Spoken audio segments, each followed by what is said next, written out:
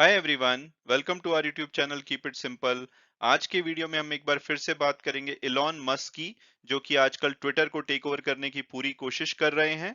तो इस मामले में लेटेस्ट डेवलपमेंट ये है कि इलॉन मस्क ने ट्वीट करके बोला है कि अगर इन्होंने ट्विटर को टेक ओवर कर लिया तो जो आज की डेट में ट्विटर के बोर्ड मेंबर्स हैं उनकी कोई जरूरत नहीं रहेगी। और उनको जो आज कंपनी लगभग 3 मिलियन हर साल सैलरी और रिवॉर्ड के रूप में देती है, तो ये पैसा कंपनी का बच जाएगा अगर इन्होंने ट्विटर को टेक ओवर कर लिया। तो इस टॉपिक को हम इस वीडियो में डिटेल में डिस्कस करेंगे। और आगे बढ़ने से पहले अगर आपने अभी तक चैनल को सब्सक्राइब नहीं किया है तो प्लीज सब्सक्राइब करके हमें मोटिवेट कीजिए। तो सबसे पहले अगर बात की जाए कि भाई इस कहानी में अभी तक क्या-क्या हुआ है, तो 4 अप्रैल 2022 को इलॉन मस्क ने पहली बार बताया कि ये जो ट्विटर के शेयर्स हैं ओपन मार्केट से लगातार पिछले कुछ महीनों से खरीद रहे हैं और अब इनके पास लगभग 9.2% की ओनरशिप है ट्विटर में, जो कि इनको one of the largest share holder बनाता है ट्विटर का। इसके कुछ दिनों के बाद इन्होंने इन्फॉर्म किया कि भाई ये ट्विटर को पूरी तरह से ओन करना चाहते हैं और इन्होंने उसका जो वैल्यूएशन है वो 43 बिलियन यूएस डॉलर के आसपास लगाया, जो कि करंट अगर मार्केट प्राइस देखा जाए ट्विटर के, उससे काफी अच्छे प्रीमियम पे है। तो इन्होंने बोला कि भाई ये इसको प्राइवेट करना चाहते हैं, शायद ये एट सम पॉइंट अगर इसको टेक ओवर करते हैं तो उसको डीलिस्ट कराएंगे। और इनका मानना है कि जो ट्विटर है वो आज की डेट में पूरी तरह से फ्री स्पीच को अलाउ नहीं करता, और अगर ये टेक ओवर कर लेते हैं तो ये उसमें फ्री स्पीच को अलाउ करेंगे। तो उसके बाद जो ट्विटर का बोर्ड है वो काफी नर्वस हो गया और उन्होंने पॉइजन पिल स्ट्रेटेजी को अपनाया, ताकि जो hostile take over Elon Musk करना चाहते हैं ट्विटर का वो ना कर पाए। तो अगर आप इन टॉपिक्स को डिटेल में समझना चाहते हैं तो आप मेरे ये दोनों वीडियो देख सकते हैं जो कि मेरे चैनल पे अवेलेबल हैं, जहां पे मैंने डिटेल में इन टॉपिक्स को कवर किया है। और अब अगर बात की जाए लेटेस्ट डेवलपमेंट की, तो इलॉन मस्क ने कल यानी कि 18 अप्रैल को ट्वीट करके बोला है कि अगर ये ट्विटर को टेक ओवर कर लेते हैं तो जो आज की डेट में ट्विटर के बोर्ड मेंबर्स को फीस और स्टॉक अवार्ड्स के रूप में लगभग 2.9 मिलियन यूएस डॉलर हर साल पे किया जाता है, ये कंपनी बचा पाएगी, क्योंकि जब ये टेक ओवर कर लेंगे तो इन बोर्ड मेंबर्स को कोई भी सैलरी नहीं दी जाएगी। आप यहाँ पे देख सकते हैं इन्होंने ट्वीट किया था कि board salary will be $0 if my bid succeeds, so that's 3 million per year saved right there. तो इन्होंने साफ साफ कहा है कि जैसे ही अगर इनकी बिड सक्सेसफुल हो जाती है कंपनी के 3 मिलियन यूएस डॉलर बच जाएंगे। तो इन्होंने ये ट्वीट किया क्यों है? ये ट्वीट इन्होंने किया था गैरी ब्लैक का एक जो ट्वीट था उसके जवाब में। गैरी ब्लैक जो कि एक इन्वेस्टमेंट एडवाइजर हैं, इन्होंने बोला था कि भाई जो आज की डेट में इनके बोर्ड मेंबर हैं लगभग 2.9 मिलियन यूएस डॉलर ले रहे हैं, लेकिन इनके पास कोई कंपनी की खास शेयर होल्डिंग नहीं है। तो इनका जो इंटरेस्ट है यानी कि बोर्ड मेंबर का जो इंटरेस्ट है वो शेयर होल्डर के इंटरेस्ट के साथ अलाइन नहीं है। और इन्होंने कहा है कि बोर्ड का जो प्राइमरी पर्पस है वो ये है कि जो शेयर होल्डर को वो रिप्रेजेंट करते हैं और उनके हित के लिए काम करते हैं, लेकिन ऐसा लगता है कि जो ट्विटर का बोर्ड है वो जो शेयर होल्डर का इंटरेस्ट है उसके लिए काम नहीं कर रहा है। और अब अगर बात की जाए कि भाई आज की डेट में ट्विटर के बोर्ड मेंबर्स कौन कौन है, तो यहाँ पे आपको पराग अग्रवाल दिखेंगे जिनके पास की 0.03% की हिस्सेदारी है ट्विटर में, और ये इसके करंट सीईओ भी हैं। इसके अलावा आपको यहाँ पे जैक डॉर्सी दिखेंगे जिनके पास 2.253% की हिस्सेदारी है। ये पराग अग्रवाल से पहले सीईओ थे और ट्विटर के फाउंडर भी थे। इसके अलावा आपको कुछ और नाम दिखेंगे जो कि इनके बोर्ड पे बैठते हैं, और यही सब लोग हैं जो कि 2.9 जो मिलियन यूएस डॉलर हर साल फीस और स्टॉक अवार्ड्स के रूप में लेते हैं। हालांकि इसमें जो पराग अग्रवाल जैसे एग्जीक्यूटिव्स हैं उनकी सैलरी इंक्लूडेड नहीं है। और अगर इनके लार्जेस्ट शेयर होल्डर्स की बात की जाए ट्विटर की, तो इलॉन मस्क ने 2022 में बहुत सारे शेयर्स खरीदे हैं ओपन मार्केट से ट्विटर के।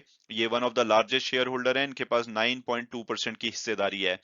हालांकि जो असेट मैनेजमेंट फर्म है वैनगार्ड, उन्होंने पिछले वीक डिस्क्लोज किया था कि अब ट्विटर के इनके पास 10.3% स्टेक है, यानी कि 10.3% हिस्सेदारी इनके पास है, जो कि इनको ट्विटर का लार्जेस्ट शेयर होल्डर बनाता है।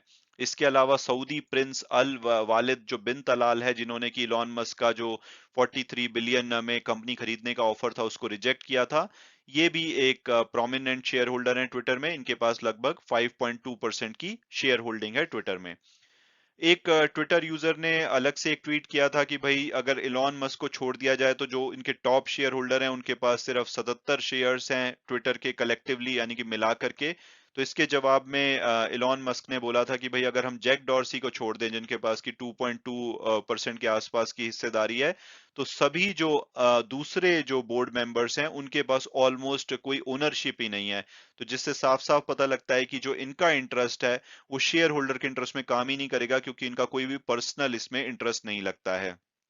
और डॉर्सी जो कि नवंबर में जिन्होंने ट्विटर को छोड़ दिया था और पराग अग्रवाल उसके बाद सीईओ बने थे, ये ये भी अगले महीने तक ये बोर्ड पे रहेंगे। इनके पास 2.2% की हिस्सेदारी है, उसके बाद ये भी चले जाएंगे। तो अगर उसके बाद की बात की जाए तो बोर्ड के पास ऑलमोस्ट कुछ शेयर नहीं रहेंगे ट्विटर के। और इसके अलावा सैटरडे को इलॉन मस्क ने एक और ट्वीट किया था कि लव मी टेंडर। तो इसका मतलब लोग ये निकाल रहे हैं कि शायद ये अगर बोर्ड इनकी ऑफर को एक्सेप्ट नहीं करता है, जो कि ये ट्विटर को खरीदना चाह रहे हैं, तो शायद ये डायरेक्टली शेयर होल्डर्स के पास जाएंगे, क्योंकि आप देख सकते हैं कि बोर्ड के पास कोई खास शेयर्स नहीं है। तो बहुत सारे जो शेयर्स हैं इनके ओपन मार्केट में अवेलेबल हैं, तो वहां पे जाएंगे और हो सकता है कि उनको काफी प्रीमियम पे ये उनके शेयर खरीदने की ऑफर दें, और हो सकता है कि उसके बाद इनको बोर्ड की जरूरत ही ना पड़े और इनके पास डायरेक्टली ओपन मार्केट से बहुत सारे शेयर आ जाएं। और अब अगर बात की जाए कि भाई इलॉन मस्क आखिरकार ट्विटर को खरीदना क्यों चाहते हैं, ये ट्विटर के एकदम पीछे क्यों पड़ गए हैं, तो इलॉन मस्क का कहना है कि ये फ्री स्पीच एब्सोल्यूटिस्ट हैं। ये बहुत बड़े ट्विटर के यूजर हैं, इनके one of the top followers हैं, ये टॉप 10 में आते होंगे फॉलोअर्स के मामले में, 80 मिलियन लगभग इनके फॉलोअर्स हैं। तो इन्होंने कहा है कि ट्विटर के साथ जो मेन कंसर्न इनकी है कि जो ट्विटर की कंटेंट मॉडरेशन पॉलिसीज हैं, यानी कि अपनी पॉलिसी के चलते बहुत सारा कंटेंट ट्विटर से हटा देते हैं, और जो कि फ्री स्पीच को सपोर्ट नहीं करता। इसके अलावा इन्होंने मार्च में अपने जो यूजर्स हैं उनके साथ एक पोल किया था। नॉर्मली ये काफी बार ऐसे पोल्स करते रहते हैं, और उन्होंने पूछा था कि भाई जो ट्विटर बहुत सारे लोगों को बैन कर देता है अपनी पॉलिसीज के चलते, क्या वो सही है? जैसे कि अभी पीछे फॉर्मर जो यूएस के प्रेसिडेंट थे डोनाल्ड ट्रंप, उनको बैन किया हुआ है ट्विटर ने। और उसकी वजह से इन्होंने बोला था कि भाई क्या ये प्रिंसिपल ऑफ फ्री स्पीच के अंतर्गत आता है, जैसे कि ट्विटर लोगों को बैन कर देता है।